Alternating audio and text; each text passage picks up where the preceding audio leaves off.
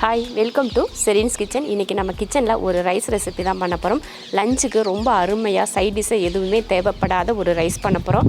டேஸ்ட்டும் பார்த்திங்கன்னா அவ்வளோ அருமையாக இருக்கும். இந்த சாதம் ஒரு முறை பண்ணிட்டிங்கன்னா கண்டிப்பாக அடுத்த முறை இதே பண்ணுங்கள் அப்படின்னு சொல்லுவாங்க நம்ம வீட்டில். அந்த மாதிரியான டேஸ்ட்டில் இருக்கும். ரொம்ப ஈஸியான முறையில் அருமையான ருசியில் ஒரு ரைஸ் ஒன்று பண்ண போகிறோம். வாங்க அது எப்படி பண்ணலாம் அப்படிங்கிறத பார்க்கலாம். ஸ்டவ் ஆன் பண்ணிவிட்டு குக்கர் வச்சு எண்ணெய் ஊற்றிக்கலாம்.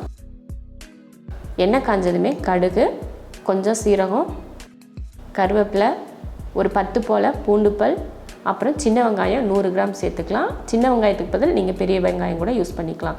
அப்புறம் காரத்துக்கு பச்சை மிளகாய் 3. இதை வதக்கிடலாம்.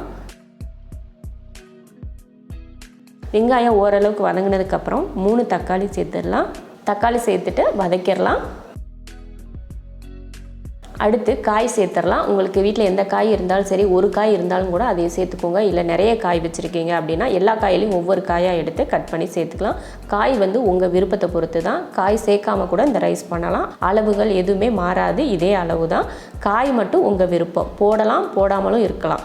நான் முருங்கைக்காய், கத்திரிக்காய், பீன்ஸ், கேரட் எல்லா காயுமே சேர்த்துருக்கேன். கொஞ்சம் எடுத்து காய் வதங்கிறதுக்காக கொஞ்சம் உப்பு சேர்த்துட்டு இப்போ இதை நல்லா வதக்கலாம். அந்த தக்காளி கூட சேர்ந்து காயும் நல்லா வதங்கட்டும். ஒரு 3 நிமிஷம் கிட்ட நல்லா வதங்கினதுக்கப்புறமா எடுத்து பார்க்கலாம். 3 நிமிஷம் ஆயிடுச்சு, நல்லா வதங்கிருச்சு. தக்காளியும் பார்த்திங்கன்னா 3 நிமிஷத்தில் நல்லா மசிஞ்சிருச்சு. காயும் நல்லா வதங்கி வந்திருக்கு. இப்போ மஞ்சத்தூள் சேர்த்துக்கலாம். அடுத்து நம்ம மசாலா பொடி சேர்த்துக்கலாம். நான் சாம்பார் தூள் சேர்க்குறேன்.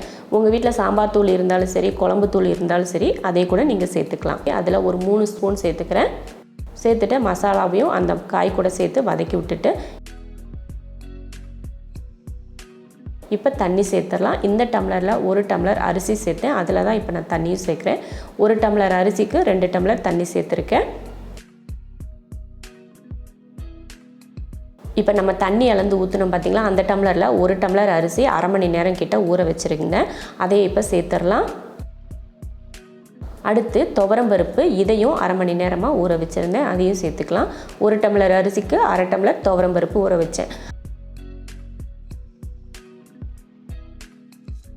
இப்போ சேர்த்ததுக்கப்புறம் நம்ம சாதத்துக்கு தேவையான உப்பு சேர்த்துட்டு அதுக்கு மேலே கொஞ்சம் மல்லித்தலையும் தூவிட்டு கலந்து விட்டுறலாம்.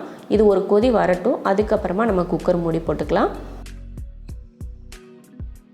இப்போ பார்த்திங்கன்னா கொதிக்க ஆரம்பிச்சிருச்சு. இப்போ நம்ம குக்கர் மூடி போட்டு விசில் போட்டுடலாம். ஹை ஃப்ளேமில் 2 விசில் விட்டு ஆஃப் பண்ணிக்கலாம். 2 விசில் விட்டு ஆஃப் பண்ணி ஸ்டீமெல்லாம் இறங்கினதுக்கப்புறம் ஓப்பன் பண்ணி பார்ப்போம். சூப்பராக ரைஸ் வெந்து வந்திருக்கு. காயும் பார்த்திங்கன்னா அதே சமயம் குலையாமல் நல்லா வெந்திருக்கு. பார்த்தாலே தெரியுது பாருங்கள். இப்போ கலந்து விட்டு பார்க்கலாம்.